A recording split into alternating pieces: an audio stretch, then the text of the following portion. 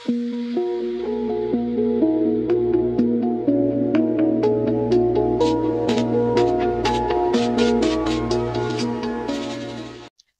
ಶಾಂತಿ. ಮುರಳಿಯ ದಿನಾಂಕ 5/4/2025. ಪ್ರಾತಃ ಮುರಳಿ ಬಾಬ್ದಾದ ಮಧುಬನ. ತಂದೆ ತಿಳಿಸುತ್ತಾರೆ, ಮಧುರ ಮಕ್ಕಳೇ, ತಾವು ಈಗ ನಾಮರೂಪದ ಕಾಯಿಲೆಯಿಂದ ಬಚಾವಾಗಬೇಕು, ಸುರಕ್ಷಿತವಾಗಿರಬೇಕು, ಉಲ್ಟಾ ಖಾತೆಯನ್ನು ಮಾಡಿಕೊಳ್ಳಬಾರದು, ಒಬ್ಬ ತಂದೆಯ ನೆನಪಿನಲ್ಲಿ ಇರಬೇಕು. ಪ್ರಶ್ನೆ: ಭಾಗ್ಯವಂತ ಮಕ್ಕಳು ಯಾವ ಮುಖ್ಯ ಪುರುಷಾರ್ಥದಿಂದ ತಮ್ಮ ಭಾಗ್ಯವನ್ನು ರೂಪಿಸಿಕೊಳ್ಳುತ್ತಾರೆ? ಉತ್ತರ: ಭಾಗ್ಯವಂತ ಮಕ್ಕಳು ಎಲ್ಲರಿಗೂ ಸುಖ ಕೊಡುವ ಪುರುಷಾರ್ಥ ಮಾಡುತ್ತಾರೆ. ಮನ್ಸ ವಾಚ ಕರ್ಮಣ ಯಾರಿಗೂ ದುಃಖ ಕೊಡುವುದಿಲ್ಲ, ಶೀತಲರಾಗಿ ನಡೆಯುತ್ತಾರೆ. ಅಂದಾಗ ಭಾಗ್ಯ ತಯಾರಾಗುವುದು. ನಿಮ್ಮದು ಇದು ವಿದ್ಯಾರ್ಥಿ ಜೀವನವಾಗಿದೆ. ತಾವು ಈಗ ಗುಟುಕರಿಸಬಾರದು, ಅಪಾರ ಖುಷಿಯಲ್ಲಿ ಇರಬೇಕು. ಗೀತೆ: ತಾವೇ ತಾಯಿ ತಂದೆ ಸರ್ವಸ್ವವೂ ಆಗಿದ್ದೀರಾ. ಓಂ ಶಾಂತಿ. ಎಲ್ಲ ಮಕ್ಕಳು ಮುರುಳಿ ಕೇಳುತ್ತೀರಾ? ಎಲ್ಲೆಲ್ಲ ಮುರುಳಿ ಹೋಗುತ್ತೆ? ಎಲ್ಲರೂ ತಿಳಿದುಕೊಂಡಿದ್ದೀರಾ? ಯಾರ ಮಹಿಮೆ ಮಾಡಲಾಗಿದೆ? ಅವರು ಸಾಕಾರ ಅಲ್ಲ, ಶಿವ ತಂದೆ ನಿರಾಕಾರ ತಂದೆಯ ಮಹಿಮೆಯಾಗಿದೆ. ನಿರಾಕಾರ ತಂದೆ ಸಾಕಾರನ ಮೂಲಕ ಈಗ ಸನ್ಮುಖದಲ್ಲಿ ಮುರುಳಿ ತಿಳಿಸುತ್ತಿದ್ದಾರೆ. ಈ ರೀತಿಯೂ ಹೇಳುತ್ತೀರಾ, ನಾವಾತ್ಮರು ಈಗ ತಂದೆಯನ್ನು ನೋಡುತ್ತಿದ್ದೇವೆ. ಆತ್ಮ ಬಹಳ ಸೂಕ್ಷ್ಮವಾಗಿದೆ, ಈ ನೇತ್ರಗಳಿಂದ ನೋಡಲಾಗುವುದಿಲ್ಲ. ಭಕ್ತಿ ಮಾರ್ಗದಲ್ಲಿಯೂ ತಿಳಿದುಕೊಳ್ಳುತ್ತಾರೆ, ನಾವು ಆತ್ಮ ಸೂಕ್ಷ್ಮವಾಗಿದ್ದೇವೆ, ಆದರೆ ಪೂರ್ತಿ ರಹಸ್ಯ ಬುದ್ಧಿಯಲ್ಲಿ ಬರುವುದಿಲ್ಲ. ಆತ್ಮ ಎಂದರೇನು? ಪರಮಾತ್ಮನನ್ನು ನೆನಪು ಮಾಡುತ್ತೇವೆ, ಆದರೆ ಅವರೇನಾಗಿದ್ದಾರೆ ಇದನ್ನು ಪ್ರಪಂಚದವರು ತಿಳಿದುಕೊಂಡಿಲ್ಲ. ತಾವು ಸಹ ತಿಳಿದುಕೊಂಡಿರಲಿಲ್ಲ. ಈಗ ತಾವು ಮಕ್ಕಳಿಗೆ ನಿಶ್ಚಯವಾಗಿದೆ, ಇವರು ಲೌಕಿಕ ಶಿಕ್ಷಕ ಅಥವಾ ಯಾವುದೇ ಸಂಬಂಧಿ ಅಲ್ಲ. ಹೀಗೆ ಸೃಷ್ಟಿಯಲ್ಲಿ ಅನ್ಯ ಮನುಷ್ಯರಿದ್ದಾರೆ, ಹಾಗೆ ಈ ದಾದಾರವರು ಇದ್ದರು. ತಾವು ಯಾವಾಗ ಮಹಿಮೆ ಮಾಡುತ್ತಿದ್ದೀರಿ? ತ್ವಮೇವ ಮಾತಾಶ ಪಿತಾ ಅಂದಾಗ ತಿಳಿದುಕೊಳ್ಳುತ್ತಿದ್ದೀರಿ, ಆ ತಂದೆ ತಾಯಿ ಭಗವಂತ ಮೇಲೆ ಇದ್ದಾರೆಂದು. ಈಗ ತಂದೆ ಹೇಳುತ್ತಾರೆ, ನಾನು ಇವರಲ್ಲಿ ಪ್ರವೇಶ ಮಾಡಿದ್ದೇನೆ. ನಾನು ಅದೇ ರಥದಲ್ಲಿ, ಅಂದ್ರೆ ಬ್ರಹ್ಮರವರ ರಥದಲ್ಲಿ ಭಗವಂತ ಆದಂತಹ ನಾನು ಪ್ರವೇಶ ಮಾಡಿದ್ದೇನೆ. ಮೊದಲಂತೂ ಬಹಳ ಪ್ರೇಮದಿಂದ ಮಹಿಮೆ ಮಾಡುತ್ತಿದ್ದೆವು, ಭಯ ಇರುತ್ತಿತ್ತು. ಈಗಂತೂ ಇಲ್ಲಿ ಈ ಶರೀರದಲ್ಲಿ ಶಿವ ತಂದೆ ಬಂದಿದ್ದಾರೆ. ಯಾವ ತಂದೆ ನಿರಾಕಾರ ಆಗಿದ್ದರೂ ಅವರು ಈಗ ಸಾಕಾರದಲ್ಲಿ ಬಂದಿದ್ದಾರೆ. ಅವರು ಕುಳಿತು ಮಕ್ಕಳಿಗೆ ಕಲಿಸುತ್ತಾರೆ. ಪ್ರಪಂಚದವರು ತಿಳಿದುಕೊಂಡಿಲ್ಲ ಆ ತಂದೆ ಏನನ್ನು ಕಲಿಸುತ್ತಾರೆ ಎಂದು. ಅವರು ಗೀತೆಯ ಭಗವಂತ ಶ್ರೀಕೃಷ್ಣ ಎಂದು ತಿಳಿದುಕೊಳ್ಳುತ್ತಾರೆ. ಹೇಳುತ್ತಾರೆ, ಭಗವಂತ ಅಂದ್ರೆ ಶ್ರೀಕೃಷ್ಣನಿಗೆ ತಿಳ್ಕೊಳ್ತಾರೆ, ರಾಜಯೋಗವನ್ನು ಕಲಿಸುತ್ತಾರೆಂದು. ಒಳ್ಳೆಯದು. ಬಾಕಿ ತಂದೆ ಏನ್ ಮಾಡ್ತಾರೆ? ಬಲೆ ಗಾಯನ ಮಾಡುತ್ತಾರೆ, ನೀವೇ ತಂದೆ ತಾಯಿ ಎಂದು. ಆದರೆ ಅವರಿಂದ ಏನು ಸಿಗತ್ತೆ, ಯಾವಾಗ ಸಿಗತ್ತೆ ಅದೇನೂ ಗೊತ್ತಿಲ್ಲ. ಗೀತೆ ಕೇಳುತ್ತಾರೆ, ಅಂದಾಗ ತಿಳಿದುಕೊಳ್ಳುತ್ತಾರೆ ಶ್ರೀಕೃಷ್ಣನ ಮೂಲಕ ರಾಜಯೋಗವನ್ನ ಕಲಿಸಲಾಗುವುದೆಂದು. ನಂತರ ಅವರು ಬಂದು ಹೇಗೆ ಕಲಿಸುತ್ತಾರೆ ಅದನ್ನು ಸಹ ಗಮನದಲ್ಲಿ ಬರಬಹುದು. ಈ ಸಮಯದಲ್ಲಿ ಅದೇ ಮಹಾಭಾರತ ಯುದ್ಧ ಅವಶ್ಯವಾಗಿ ಆಗಲಿದೆ. ಅಂದ್ರೆ ಅವಶ್ಯವಾಗಿ ಶ್ರೀಕೃಷ್ಣನ ಸಮಯವಾಗುವುದು. ಅವಶ್ಯವಾಗಿ ಅದೇ ಚರಿತ್ರೆ ಭೂಗೋಳ ಪುನರಾವರ್ತನೆ ಆಗುವುದು. ದಿನ ಪ್ರತಿದಿನ ತಿಳಿದುಕೊಳ್ಳುತ್ತಾ ಹೋಗುತ್ತೀರಾ. ಅವಶ್ಯವಾಗಿ ಗೀತೆಯ ಭಗವಂತ ಇರಬೇಕು. ಮಹಾಭಾರತ ಯುದ್ಧವೂ ಸಹ ಕಂಡು ಬರುತ್ತದೆ. ಅವಶ್ಯವಾಗಿ ಈ ಹಳೆಯ ಪ್ರಪಂಚದ ಅಂತ್ಯವಾಗುವುದು. ತೋರಿಸುತ್ತಾರೆ, ಪಾಂಡವರು ಪರ್ವತದ ಮೇಲೆ ಹೋಗಿ ಕರುಗಿ ಹೋದರೆಂದು. ಅಂದಾಗ ಅವರ ಬುದ್ಧಿಯಲ್ಲಿ ಇದು ಬರಬಹುದು, ಅವಶ್ಯವಾಗಿ ವಿನಾಶ ಸನ್ಮುಖದಲ್ಲಿ ನಿಂತಿದೆ. ಈಗ ಶ್ರೀಕೃಷ್ಣ ಎಲ್ಲಿದ್ದಾರೆ ಹುಡುಕುತ್ತಿರುತ್ತಾರೆ. ಎಲ್ಲಿಯವರೆಗೆ ತಮ್ಮಿಂದ ಈ ಜ್ಞಾನವನ್ನ ಕೇಳುವುದಿಲ್ಲ, ಗೀತೆಯ ಭಗವಂತ ಶ್ರೀಕೃಷ್ಣ ಅಲ್ಲ ಶಿವ ಆಗಿದ್ದಾರೆ ಎಂದು ಎಲ್ಲಿವರೆಗೂ ಕೇಳುವುದಿಲ್ಲ, ಅಲ್ಲಿಯವರೆಗೆ ಹುಡುಕುತ್ತಿರುತ್ತಾರೆ. ನಿಮ್ಮ ಬುದ್ಧಿಯಲ್ಲಂತೂ ಈ ಮಾತು ಪಕ್ಕಾ ಇದೆ. ತಾವೆಂದಿಗೂ ಸಹ ಇದನ್ನು ಮರೆಯುವುದಿಲ್ಲ. ಯಾರಿಗಾದರೂ ತಾವು ತಿಳಿಸಬಹುದು, ಗೀತೆಯ ಭಗವಂತ ಶ್ರೀಕೃಷ್ಣ ಅಲ್ಲ, ಶಿವ ಆಗಿದ್ದಾರೆ. ಪ್ರಪಂಚದಲ್ಲಿ ಯಾರೂ ಸಹ ಈ ರೀತಿ ಹೇಳಲು ಸಾಧ್ಯವಿಲ್ಲ ನಿಮ್ಮ ವಿನಃ. ಈಗ ಗೀತೆಯ ಭಗವಂತ ಶಿವ ತಂದೆ ರಾಜಯೋಗವನ್ನು ಕಲಿಸುತ್ತಿದ್ದಾರೆ ಅಂದಾಗ ಅವಶ್ಯವಾಗಿ ಇದರಿಂದ ಸಿದ್ಧವಾಗುವುದು ನರನಿಂದ ನಾರಾಯಣರನ್ನಾಗಿ ತಂದೆ ಮಾಡುತ್ತಿದ್ದಾರೆ. ತಾವು ಮಕ್ಕಳು ತಿಳಿದುಕೊಂಡಿದ್ದೀರಾ, ಭಗವಂತ ನಮಗೆ ಓದಿಸುತ್ತಾರೆ, ನರನಿಂದ ನಾರಾಯಣರನ್ನಾಗಿ ಮಾಡುತ್ತಾರೆ. ಈ ಲಕ್ಷ್ಮೀನಾರಾಯಣರ ಸ್ವರ್ಗದಲ್ಲಿ ರಾಜ್ಯ ಇತ್ತು ಅಲ್ವಾ? ಈಗಂತೂ ಆ ಸ್ವರ್ಗವೂ ಇಲ್ಲ, ನಾರಾಯಣನೂ ಇಲ್ಲ, ದೇವತೆಗಳು ಇಲ್ಲ, ಚಿತ್ರಗಳಿವೆ. ಅದರಿಂದ ತಿಳಿದುಕೊಳ್ಳಬಹುದು ಅವರು ಇದ್ದು ಹೋಗಿದ್ದಾರೆಂದು. ಈಗ ತಾವು ತಿಳಿದುಕೊಂಡಿದ್ದೀರಾ, ಇವರಿಗೆ ಎಷ್ಟು ವರ್ಷ ಆಯಿತು ಅಂದರೆ ಇವರಿದ್ದು ಹೋಗಿ ಎಷ್ಟು ವರ್ಷ ಆಯಿತು? ತಮಗೆ ಪಕ್ಕಾ ಗೊತ್ತಿದೆ, ಇಂದಿನಿಂದ 5,000 ವರ್ಷಗಳಿಗೆ ಮೊದಲು ಈ ದೇವಿ ದೇವತೆಗಳ ರಾಜ್ಯವಿತ್ತು. ಈಗಂತೂ ಅಂತ್ಯವಾಗಿದೆ. ಯುದ್ಧವೂ ಸಹ ಸನ್ಮುಖದಲ್ಲಿ ನಿಂತಿದೆ. ತಮಗೆ ಗೊತ್ತು, ತಂದೆ ನಮಗೆ ಓದಿಸುತ್ತಿದ್ದಾರೆ. ಎಲ್ಲ ಸೇವಾ ಕೇಂದ್ರಗಳಲ್ಲಿ ವಿದ್ಯಾಭ್ಯಾಸ ಮಾಡುತ್ತೀರಾ ಮತ್ತು ಮಾಡಿಸುತ್ತೀರಾ. ಓದಿಸುವಂತಹ ಯುಕ್ತಿ ಬಹಳ ಚೆನ್ನಾಗಿದೆ. ಚಿತ್ರಗಳ ಮೂಲಕ ತಿಳಿಸುವುದು ತುಂಬಾ ಚೆನ್ನಾಗಿದೆ. ಒಳ್ಳೆಯ ತಿಳುವಳಿಕೆ ಇದೆ. ಮುಖ್ಯ ಮಾತಾಗಿದೆ, ಗೀತೆಯ ಭಗವಂತ ಶಿವನ ಅಥವಾ ಕೃಷ್ಣನ ವ್ಯತ್ಯಾಸವಂತೂ ಬಹಳ ಇದೆ ಅಲ್ವಾ? ಸದ್ಗತಿ ದಾತ, ಸ್ವರ್ಗದ ಸ್ಥಾಪನೆ ಮಾಡುವವರು ಅಥವಾ ಆದಿ ಸನಾತನ ದೇವಿ ದೇವತಾ ಧರ್ಮದ ಸ್ಥಾಪನೆ ಪುನಃ ಮಾಡುವಂತಹವರು ಶಿವನ ಅಥವಾ ಶ್ರೀಕೃಷ್ಣನ. ಮುಖ್ಯವಾಗಿ ಈ 3 ಮಾತುಗಳ ನಿರ್ಣಯವಾಗಬೇಕು. ಇದರ ಬಗ್ಗೆಯೇ ಬಾಬಾರವರು ಜೋರು ಕೊಡುತ್ತಿದ್ದಾರೆ. ಬಲೆ ಒಪಿನಿಯನ್ ಬರೆದು ಕೊಡುತ್ತಾರೆ, ಇದು ಬಹಳ ಚೆನ್ನಾಗಿದೆ, ಇವರು ಹೇಳುವ ಜ್ಞಾನ ಚೆನ್ನಾಗಿದೆ ಎಂದು. ಆದರೆ ಇದರಿಂದ ಏನು ಲಾಭ ಇಲ್ಲ. ನಿಮ್ಮ ಮುಖ್ಯ ಮಾತೇನಿದೆ ಅದರ ಮೇಲೆ ಜೋರು ಕೊಡಬೇಕು. ನಿಮ್ಮ ವಿಜಯವೂ ಸಹ ಇದರಲ್ಲಿಯೇ ಇದೆ. ತಾವು ಸಿದ್ಧ ಮಾಡಿ ತಿಳಿಸುತ್ತೀರಾ ಭಗವಂತ ಒಬ್ಬರೇ ಎಂದು. ಈ ರೀತಿಯೆಲ್ಲ ಗೀತೆಯನ್ನ ಹೇಳುವವರು ಎಲ್ಲರೂ ಭಗವಂತ ಆಗಿದ್ದಾರೆಂದಲ್ಲ. ಭಗವಂತ ಈ ರಾಜಯೋಗ ಮತ್ತು ಜ್ಞಾನದ ಮೂಲಕ ದೇವಿ ದೇವತಾ ಧರ್ಮದ ಸ್ಥಾಪನೆ ಮಾಡುತ್ತಿದ್ದಾರೆ. ತಂದೆ ತಿಳಿಸುತ್ತಾರೆ, ಮಕ್ಕಳ ಮೇಲೆ ಮಾಯೆಯ ಘರ್ಷಣೆಯಾಗುವುದು. ಇಲ್ಲಿಯವರೆಗೆ ಕರ್ಮಾತೀತ ಅವಸ್ಥೆಯನ್ನು ಯಾರೂ ಪಡೆದಿಲ್ಲ. ಪುರುಷಾರ್ಥ ಮಾಡುತ್ತಾ ಮಾಡುತ್ತಾ ಅಂತಿಮದಲ್ಲಿ ತಾವು ಒಬ್ಬ ತಂದೆಯ ನೆನಪಿನಲ್ಲಿ ಸದಾ ಹರ್ಷಿತರಾಗಿ ಇರುತ್ತೀರಾ. ತಂದೆ ಪುರುಷಾರ್ಥದ ಯುಕ್ತಿಗಳನ್ನು ತಿಳಿಸಿದ್ದಾರೆ. ನೆನಪಿನಿಂದಲೇ ಪಾಪಗಳು ಭಸ್ಮವಾಗುತ್ತವೆ. ಬಹಳ ಬುದ್ಧುಗಳು ಯಾರೆಂದರೆ ಯಾರು ತಂದೆಯ ನೆನಪಿನಲ್ಲಿ ಇರುವುದಿಲ್ಲ. ತಂದೆಯ ನೆನಪಿನಲ್ಲಿ ಇಲ್ಲದ ಕಾರಣದಿಂದಾಗಿ ನಾಮರೂಪದಲ್ಲಿ ಸಿಕ್ಕಿಕೊಳ್ಳುತ್ತಾರೆ, ಬುದ್ಧುಗಳಾಗಿ ಸಿಕ್ಕಿಕೊಳ್ಳುತ್ತಾರೆ. ಹರ್ಷಿತ ಮುಖರಾಗಿದ್ದು ಅನ್ಯರಿಗೆ ಜ್ಞಾನ ಹೇಳುವುದು ಸಹ ಕಷ್ಟವಾಗಿದೆ. ಇಂದು ಯಾರಿಗಾದರೂ ತಿಳಿಸುತ್ತಾರೆ, ನಾಳೆ ಪುನಃ ಅವರೇ ಗುಟ್ಕರಿಸ್ತಿರ್ತಾರೆ. ಅಂದರೆ ಸಮಸ್ಯೆಗಳಲ್ಲಿ ಸಿಕ್ಕಾಕೊಳ್ತಾರೆ, ಮಾಯಿಗೆ ವಶ ಆಗ್ತಾರೆ, ಮತ್ತು ಖುಷಿಯೇ ಮಾಯ ಆಗತ್ತೆ. ತಿಳಿದುಕೊಳ್ಳಬೇಕು, ಇವರ ಜೊತೆಯಲ್ಲಿ ಮಾಯೆಯ ಘರ್ಷಣೆ ಆಗುತ್ತಿದೆ. ಆದ್ದರಿಂದ ಪುರುಷಾರ್ಥ ಮಾಡಿ ತಂದೆಯನ್ನು ನೆನಪು ಮಾಡಬೇಕು. ಬಾಕಿ ಅಳುವುದು, ಕಿರುಚುವುದು, ಸ್ಥಿತಿಯನ್ನು ಕೆಡಿಸ್ಕೊಳ್ಳೋದು ಆ ರೀತಿ ಮಾಡಬಾರ್ದು.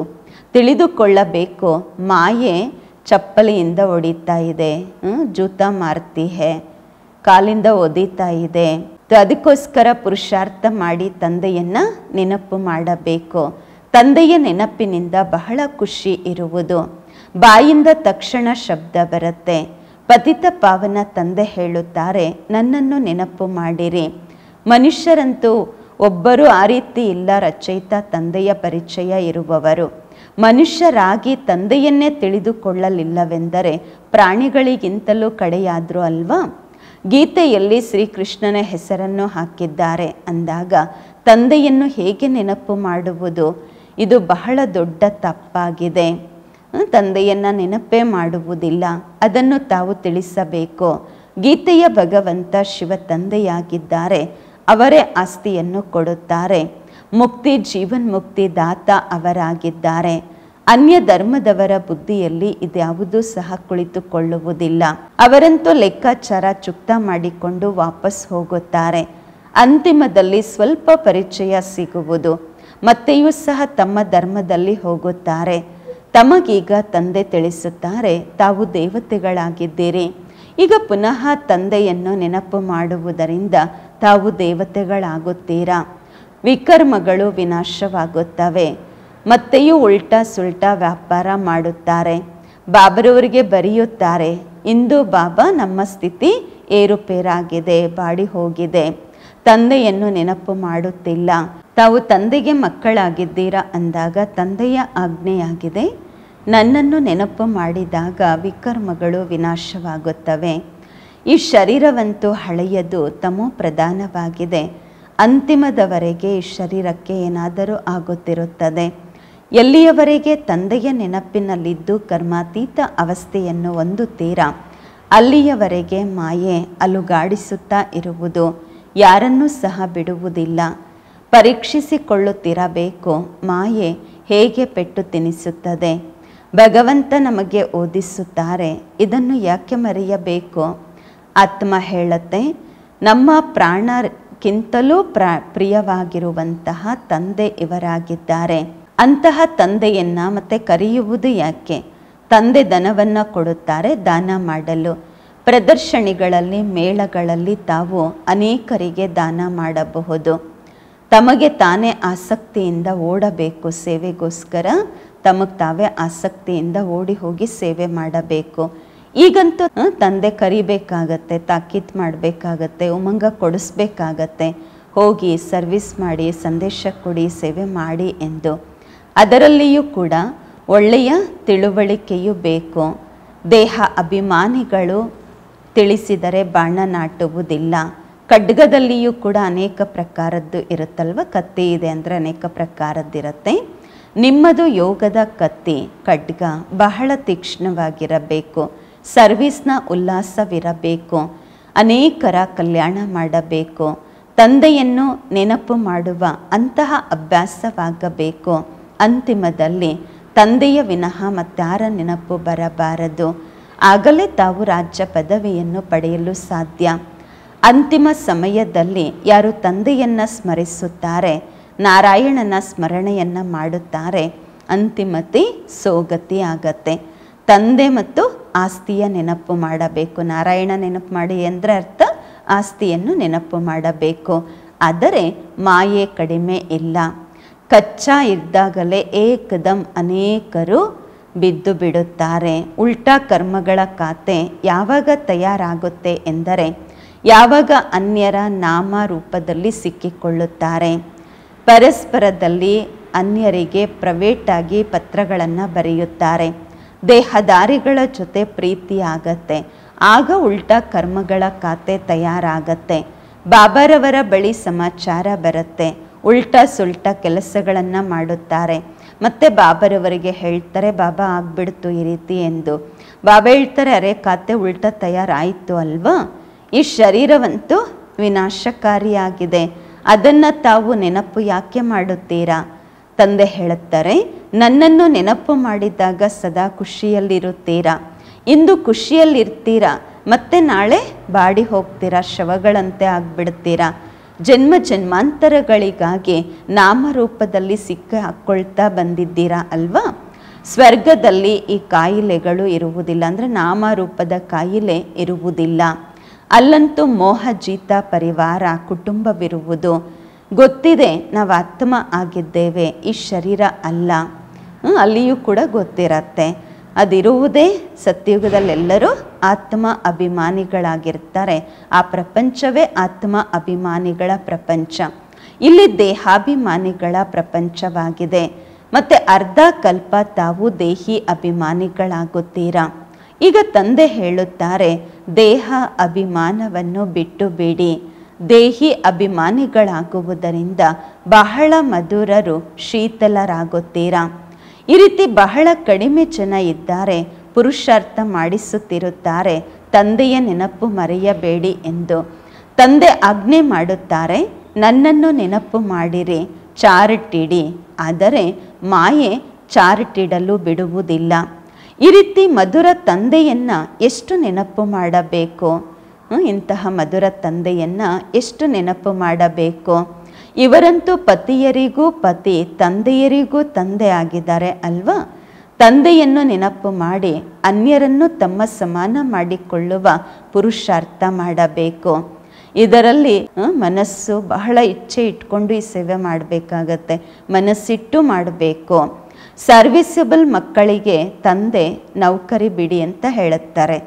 ಅಂತಹ ಮಕ್ಕಳನ್ನು ಯಾರು ಸರ್ವಿಸ್ ಮಾಡಲು ಯೋಗ್ಯ ಇರ್ತಾರೆ ನೌಕರಿಯಿಂದ ಬಿಡಿಸುತ್ತಾರೆ. ಪರಿಸ್ಥಿತಿಗಳನ್ನು ನೋಡಿ ಹೇಳ್ತಾರೆ, ಈಗ ಸಾಕು ಬಿಟ್ಬಿಡಿ ಅಂತ. ಮತ್ತು ಕೆಲವರಿಗೆ ಹೇಳ್ತಾರೆ, ಈಗ ಜಾಬ್ ಮಾಡಿ, ಕೆಲಸ ಕಾರ್ಯದಲ್ಲಿ ತೊಡಗಿ ಎಂದು. ಮುಖ್ಯ ಗುರಿ ಉದ್ದೇಶವಂತೂ ಸನ್ಮುಖದಲ್ಲಿ ನಿಂತಿದೆ. ಭಕ್ತಿ ಮಾರ್ಗದಲ್ಲಿಯೂ ಸಹ ಚಿತ್ರಗಳ ಮುಂದೆ ಹೋಗಿ ನೆನಪಿನಲ್ಲಿ ಕುಳಿತುಕೊಳ್ತಾರೆ. ತಾವಂತೂ ಕೇವಲ ಆತ್ಮ ಎಂದು ತಿಳಿದು ಪರಮಾತ್ಮ ತಂದೆಯನ್ನು ನೆನಪು ಮಾಡಬೇಕು. ವಿಚಿತ್ರ ಆಗಿ ವಿಚಿತ್ರ ತಂದೆಯನ್ನು ನೆನಪು ಮಾಡಬೇಕು. ಇದಾಗಿದೆ ಪರಿಶ್ರಮ. ವಿಶ್ವಕ್ಕೆ ಮಾಲೀಕರಾಗುವುದು ಚಿಕ್ಕಮ್ಮನ ಮನೆಗೆ ಹೋದಷ್ಟು ಸಹಜವಲ್ಲ. ತಂದೆ ಹೇಳುತ್ತಾರೆ, ನಾನು ವಿಶ್ವಕ್ಕೆ ಮಾಲೀಕ ಆಗುವುದಿಲ್ಲ, ನಿಮ್ಮನ್ನು ತಯಾರು ಮಾಡುತ್ತೇನೆ. ಎಷ್ಟು ತಲೆಕೆಡಿಸಿಕೊಳ್ಳಬೇಕಾಗುತ್ತದೆ. ಸುಪುತ್ರ ಮಕ್ಕಳಂತೂ ತನಗೆ ತಾನೇ ಲಗನ್ನಿಟ್ಟುಕೊಳ್ಳುತ್ತಾರೆ. ರಜಾ ತಗೊಂಡಾದರೂ ಸರ್ವಿಸ್ನಲ್ಲಿ ತೊಡಗುತ್ತಾರೆ. ಕೆಲವು ಮಕ್ಕಳಿಗೆ ಬಂಧನವೂ ಇರುತ್ತೆ, ಮೋಹನೂ ಇರುತ್ತೆ. ತಂದೆ ಹೇಳುತ್ತಾರೆ, ನಿಮ್ಮ ಎಲ್ಲ ಕಾಯಿಲೆಗಳು ಹೊರಗೆ ಬರುವುದು.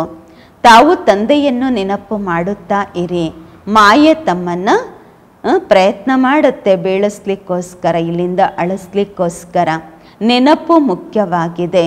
ರಚಯಿತ ಮತ್ತು ರಚನೆಯ ಆದಿ ಮಧ್ಯ ಅಂತ್ಯದ ಜ್ಞಾನ ಸಿಕ್ಕಿದೆ. ಬಾಕಿ ಇನ್ನೇನು ಬೇಕು. ಭಾಗ್ಯವಂತ ಮಕ್ಕಳು ಎಲ್ಲರಿಗೂ ಸುಖ ಕೊಡುವ ಪುರುಷಾರ್ಥ ಮಾಡುತ್ತಾರೆ. ಮನಸ್ಸ ವಾಚ ಕರ್ಮಣ ಯಾರಿಗೂ ದುಃಖ ಕೊಡುವುದಿಲ್ಲ. ಶೀತಲರಾಗಿ ನಡೆಯುತ್ತಾರೆ ಅಂದಾಗ ಭಾಗ್ಯ ತಯಾರಾಗುವುದು.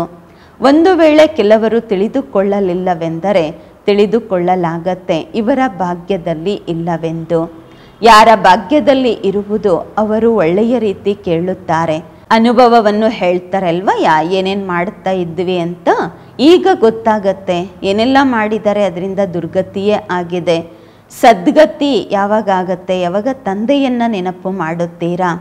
ಬಹಳ ಕಷ್ಟವಾಗಿ ಕೆಲವರು 1 ಗಂಟೆ ಅಥವಾ ಅರ್ಧ ಗಂಟೆಗಳ ಕಾಲ ನೆನಪು ಮಾಡ್ತಿರಬಹುದು. ಇಲ್ಲವೆಂದರೆ ಗುಟ್ಕರಿಸ್ತಿರ್ತಾರೆ. ತಂದೆ ಹೇಳುತ್ತಾರೆ, ಅರ್ಧ ಕಲ್ಪ ನೀವು ಗುಟ್ಕರಿಸ್ಕೊಂಡು ಬಂದಿದ್ದೀರಾ. ಏನು ಮಾಡಬೇಕೇನು ಮಾಡಬಾರ್ದು, ಅವಶ್ಯಕತೆ ಇಲ್ಲದೆ ಇರೋದೆಲ್ಲ ಮಾಡ್ಕೊಂಡು ಬಂದಿದ್ದೀರಾ. ಈಗ ತಂದೆ ಸಿಕ್ಕಿದ್ದಾರೆ, ಇದು ವಿದ್ಯಾರ್ಥಿ ಜೀವನವಾಗಿದೆ ಅಂದಾಗ ಖುಷಿಯಾಗಬೇಕು. ಆದರೆ ತಂದೆಯನ್ನು ಗಳಿಗೆಗಳಿಗೆಗೂ ಮರೆಯುತ್ತಾರೆ. ತಂದೆ ಹೇಳುತ್ತಾರೆ, ತಾವು ಕರ್ಮಯೋಗಿಗಳಾಗಿದ್ದೀರಾ. ಆ ಕೆಲಸ ಕಾರ್ಯ ವ್ಯಾಪಾರ ವ್ಯವಹಾರವನ್ನು ಮಾಡಲೇಬೇಕು. ನಿದ್ದೆ ಕಡಿಮೆ ಮಾಡುವುದು ಒಳ್ಳೆಯದು. ನೆನಪಿನಿಂದ ಸಂಪಾದನೆಯಾಗುವುದು, ಖುಷಿಯೂ ಇರುವುದು. ನೆನಪಿನಲ್ಲಿ ಅವಶ್ಯವಾಗಿ ಕುಳಿತುಕೊಳ್ಳಬೇಕು. ದಿನದಲ್ಲಂತೂ ಪುರ್ಸತ್ತು ಸಿಗುವುದಿಲ್ಲ. ಆದ್ದರಿಂದ ರಾತ್ರಿಯ ಸಮಯದಲ್ಲಿ ನೆನಪಿನಲ್ಲಿ ಕುಳಿತುಕೊಳ್ಳಲು ಸಮಯ ತೆಗೆಯಬೇಕು.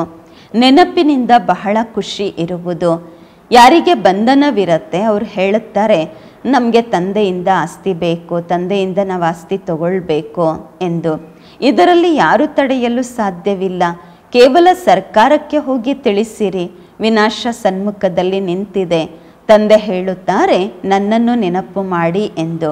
ಅಂದಾಗ ವಿಕರ್ಮಗಳು ವಿನಾಶವಾಗುತ್ತವೆ. ಇದು ಅಂತಿಮ ಜನ್ಮ. ಈಗ ಪವಿತ್ರರಾಗಿರಬೇಕು. ಆದ್ದರಿಂದ ನಾವು ಪವಿತ್ರವಾಗಿರುತ್ತೇವೆ. ಸರ್ಕಾರಕ್ಕೂ ಕೂಡ ಹೇಳಿ ಅಂತಾರೆ ಬಾಬ್ರವರು. ಆದರೆ ಯಾರಿಗೆ ಜ್ಞಾನದ ಮಸ್ತಿ ಇರುವುದು ಅವರೇ ಹೇಳುತ್ತಾರೆ. ಈ ರೀತಿ ಅಲ್ಲ, ಇಲ್ಲಿ ಬಂದು ದೇಹದಾರಿಗಳನ್ನು ನೆನಪು ಮಾಡುತ್ತಾ ಇರಬೇಕೆಂದಲ್ಲ. ದೇಹಾಭಿಮಾನದಲ್ಲಿ ಬಂದು ಜಗಳ ಕಲಹ ಮಾಡುವುದು, ಹೇಗೆ ಕ್ರೋಧದ ಭೂತವೇ ಆಗಿಬಿಡ್ತಾರೆ ಜಗಳ ಕಲಹ ಮಾಡುತ್ತಾ. ಬಾಬಾರವರು ಕ್ರೋಧ ಮಾಡುವಂತಹವರ ಕಡೆ ಎಂದಿಗೂ ನೋಡುವುದೂ ಇಲ್ಲ. ಸರ್ವಿಸ್ ಮಾಡುವಂತಹ ಮಕ್ಕಳ ಜೊತೆಗೆ ಬಾಬಾರವರಿಗೂ ಪ್ರೀತಿಯಾಗತ್ತೆ. ದೇಹಾಭಿಮಾನದ ಚಲನೆ ಕಂಡು ಬರುತ್ತದೆ. ಯಾವಾಗ ತಂದೆಯನ್ನು ನೆನಪು ಮಾಡುತ್ತಾರೆ ಆಗ ಹೂಗಳಾಗುತ್ತಾರೆ. ಮುಖ್ಯ ಮಾತೆ ಇದಾಗಿದೆ. ಪರಸ್ಪರದಲ್ಲಿ ಒಬ್ಬರನ್ನೊಬ್ಬರು ನೋಡುತ್ತಾ ತಂದೆಯನ್ನು ನೆನಪು ಮಾಡಬೇಕು. ಸರ್ವಿಸ್ನಲ್ಲಂತೂ ಮೂಳೆ ಮೂಳೆಯನ್ನು ಸವೆಸಬೇಕು. ಬ್ರಾಹ್ಮಣರು ಪರಸ್ಪರದಲ್ಲಿ ಕ್ಷೀರಖಂಡವಾಗಿ ಇರಬೇಕು, ಉಪ್ಪು ನೀರು ಆಗಬಾರದು. ತಿಳುವಳಿಕೆ ಇಲ್ಲದ ಕಾರಣದಿಂದಾಗಿ ಪರಸ್ಪರದಲ್ಲಿ ತಿರಸ್ಕಾರ ಮಾಡುತ್ತಾರೆ. ತಂದೆಯ ಜೊತೆಯಲ್ಲಿಯೂ ಕೂಡ ತಿರಸ್ಕಾರ ಬರ್ತಿರತ್ತೆ, ನಫರತ್ ಮಾಡ್ತಿರ್ತಾರೆ. ಏನು ಪದವಿ ಪಡ್ಕೊಳ್ತಾರಂಥವರು? ನಿಮಗೆ ಸಾಕ್ಷಾತ್ಕಾರ ಆಗತ್ತೆ, ಆದರೆ ಆ ಸಮಯದಲ್ಲಿ ಸ್ಮೃತಿ ಬರುತ್ತೆ, ನಾವು ಇಂತಹ ತಪ್ಪನ್ನು ಮಾಡಿದ್ದೇವೆಂದು. ತಂದೆ ಹೇಳುತ್ತಾರೆ ಅದೃಷ್ಟದಲ್ಲಿ ಇಲ್ಲ ಅಂದಾಗ ಏನು ಮಾಡಲಿಕ್ಕೆ ಸಾಧ್ಯ? ಒಳ್ಳೆಯದು. ಮಧುರಾತಿ ಮಧುರ ಅಗಲಿ ಹೋಗಿ ಮರಳಿ ಸಿಕ್ಕಿರುವ ಮಕ್ಕಳ ಪ್ರತಿಯಾಗಿ ಮಾತ್ಪಿತಾ ಬಾಪ್ದಾದರವರ ನೆನಪು, ಪ್ರೀತಿ, ಬೆಳಗಿನ ವಂದನೆಗಳು. ಆತ್ಮೀಕ ಮಕ್ಕಳಿಗೆ ಆತ್ಮೀಕ ತಂದೆಯ ನಮಸ್ಕಾರಗಳು. ನಾವು ಆತ್ಮೀಕ ಮಕ್ಕಳಿಂದ ಆತ್ಮೀಕ ಮಾತ್ಪಿತಾ ಬಾಪ್ದಾದರವರಿಗೆ ನೆನಪು, ಪ್ರೀತಿ, ಬೆಳಗಿನ ವಂದನೆಗಳು ಹಾಗೂ ನಮಸ್ಕಾರಗಳು. ಧಾರಣೆಗಾಗಿ ಮುಖ್ಯ ಸಾರ. ಫಸ್ಟ್ ಪಾಯಿಂಟು, ನಿರ್ಬಂಧನರಾಗಲು ಜ್ಞಾನದ ಮಸ್ತಿ ಇರಬೇಕು. ದೇಹ ಅಭಿಮಾನದ ನಡತೆ ಇರಬಾರದು. ಪರಸ್ಪರದಲ್ಲಿ ಉಪ್ಪು ನೀರಾಗುವ ಸಂಸ್ಕಾರ ಇರಬಾರದು. ದೇಹದಾರಿಗಳ ಜೊತೆ ಪ್ರೀತಿ ಇತ್ತೆಂದರೆ ಬಂಧನ ಮುಕ್ತರಾಗುವುದಿಲ್ಲ. ಎರಡನೇ ಪಾಯಿಂಟು, ಕರ್ಮಯೋಗಿಗಳಾಗಿ ಇರಬೇಕು. ಅವಶ್ಯವಾಗಿ ನೆನಪಿನಲ್ಲಿ ಕುಳಿತುಕೊಳ್ಳಬೇಕು. ಆತ್ಮ ಅಭಿಮಾನಿಯಾಗಿ ಬಹಳ ಮಧುರರು, ಶೀತಲರಾಗಿರುವ ಪುರುಷಾರ್ಥ ಮಾಡಬೇಕು. ಸರ್ವಿಸ್ನಲ್ಲಿ ಮೂಳೆ ಮೂಳೆಯನ್ನು ತೊಡಗಿಸಬೇಕು. ವರದಾನ: ಶ್ರೀಮತದಿಂದ ಮನ್ಮತ ಮತ್ತು ಜನಮತದ ಮಿಕ್ಸನ್ನು ಸಮಾಪ್ತಿ ಮಾಡುವಂತಹ ಸತ್ಯ ಸ್ವಕಲ್ಯಾಣಿ ಆಗಿರಿ. ಶ್ರೀಮತದಿಂದ ಮನ್ಮತ ಮತ್ತು ಜನಮತದ ಮಿಕ್ಸನ್ನು ಸಮಾಪ್ತಿ ಮಾಡುವಂತಹ ಸತ್ಯ ಸ್ವಕಲ್ಯಾಣಿ ಆಗಿರಿ. ವರದಾನದ ವಿಶ್ಲೇಷಣೆ: ತಂದೆ ಮಕ್ಕಳಿಗೆ ಎಲ್ಲ ಖಜಾನೆಗಳು ಸ್ವಕಲ್ಯಾಣ ಮತ್ತು ವಿಶ್ವ ಕಲ್ಯಾಣದ ಪ್ರತಿಯಾಗಿ ಕೊಟ್ಟಿದ್ದಾರೆ. ಆದರೆ ಅವುಗಳನ್ನು ವ್ಯರ್ಥದ ಕಡೆ ತೊಡಗಿಸುವುದು, ಆ ಕಲ್ಯಾಣದ ಕಾರ್ಯದಲ್ಲಿ ತೊಡಗಿಸುವುದು, ಶ್ರೀಮತದಲ್ಲಿ ಮನ್ಮತ ಮತ್ತು ಜನಮತವನ್ನು ಮಿಕ್ಸ್ ಮಾಡುವುದು, ಇದು ಭಗವಂತನ ಆಸ್ತಿಯಲ್ಲಿ ನನ್ನತನವನ್ನು ಸೇರಿಸುವುದಾಗಿದೆ. ಈಗ ಈ ಮಿಕ್ಸನ್ನು ಸಮಾಪ್ತಿ ಮಾಡಿ ಆತ್ಮೀಯತೆ ಮತ್ತು ದಯೆಯನ್ನು ಧಾರಣೆ ಮಾಡಿಕೊಳ್ಳಿ. ತಮ್ಮ ಮೇಲೆ ಮತ್ತು ಸರ್ವರ ಮೇಲೆ ದಯೆ ತೋರಿಸಿ ಸ್ವಕಲ್ಯಾಣಿಗಳಾಗಿರಿ. ಸ್ವಯಂವನ್ನು ನೋಡಿರಿ, ತಂದೆಯನ್ನು ನೋಡಿರಿ, ಅನ್ಯರನ್ನು ನೋಡಬೇಡಿ. ಸ್ಲೋಗನ್: ಯಾರು ಎಲ್ಲಿಯೂ ಆಕರ್ಷಿತರಾಗುವುದಿಲ್ಲ, ಅವರೇ ಸದಾ ಹರ್ಷಿತರಾಗಿರಲು ಸಾಧ್ಯ. ಅವ್ಯಕ್ತ ಇಶಾರೆ: ಕಂಬೈಂಡ್ ರೂಪದ ಸ್ಮೃತಿಯಿಂದ ಸದಾ ವಿಜಯಿಗಳಾಗಿರಿ. ಬಾಬಾ ಮತ್ತು ನಾನು ಕಂಬೈಂಡ್ ಮಾಡಿಸುವಂತಹ ತಂದೆ ಮತ್ತು ಮಾಡುವಂತಹ ಆತ್ಮ ನಾನು ನಿಮಿತ್ತ ಆಗಿದ್ದೇನೆ. ಇದಕ್ಕೆ ಹೇಳಲಾಗತ್ತೆ ಅಸೋಚ್ ಅಂದರೆ ಯೋಚನೆಯೇ ಮಾಡದಂತಹವರು, ಅಂದರೆ ಅರ್ಥ ಒಬ್ಬ ತಂದೆಯ ನೆನಪು. ಶುಭ ಚಿಂತನೆಯಲ್ಲಿ ಇರುವಂತಹವರಿಗೆ ಎಂದಿಗೂ ಚಿಂತೆ ಇರುವುದಿಲ್ಲ. ಹೀಗೆ ತಂದೆ ಮತ್ತು ತಾವು ಕಂಬೈಂಡ್ ಆಗಿದ್ದೀರಾ. ಶರೀರ ಮತ್ತು ಆತ್ಮ ಕಂಬೈಂಡ್ ಆಗಿದೆ. ನಿಮ್ಮ ಭವಿಷ್ಯ ವಿಷ್ಣು ರೂಪ ಕಂಬೈಂಡ್ ಇದೆ. ಹಾಗೆ ಸ್ವಸೇವೆ ಮತ್ತು ಸರ್ವರ ಸೇವೆ ಕಂಬೈಂಡ್ ಆಗಿರಬೇಕು. ಆಗ ಪರಿಶ್ರಮ ಕಡಿಮೆ, ಸಫಲತೆ ಜಾಸ್ತಿ ಸಿಗುವುದು. ಓಂ ಶಾಂತಿ.